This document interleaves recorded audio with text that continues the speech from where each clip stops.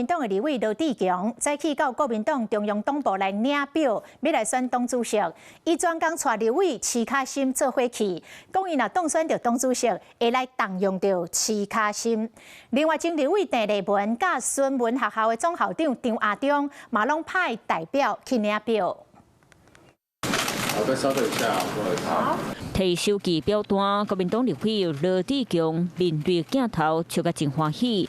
国民党主席选举今仔日开放领表，立委罗志强和齐卡心同齐来到党中央参选中国国民党主席。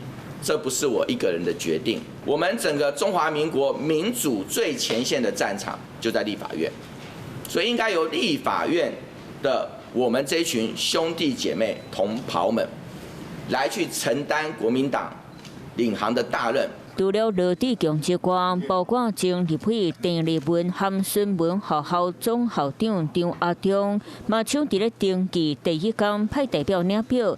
张亚中虽然抢头期，却因为文件无齐无成功，所以来预计伫咧18号登记参选。中国国民党在领表或者委托领表有一个制式的表格，刚刚拿到了。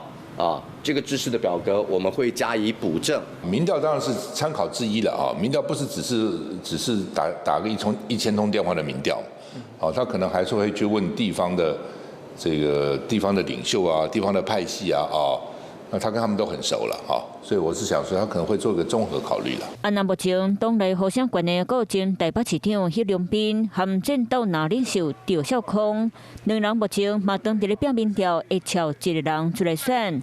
比较之下，国民党里面党团总调鲍坤基也无正面回应。这个东西成功不必在我，但成功一定有我。有没有非谁不可？大家可以来商量的这样的一个问题。好，我想这个过程我好像都没有看到他的协调我觉得这是比较遗憾的。国民党主席之称，到底到上落尾会有几组参选人精进对战？Hello， 我是雷亚，想要抢先掌握最及时的新闻资讯吗？赶快订阅、按赞、开启小铃铛，锁定华视新闻 YouTube 频道。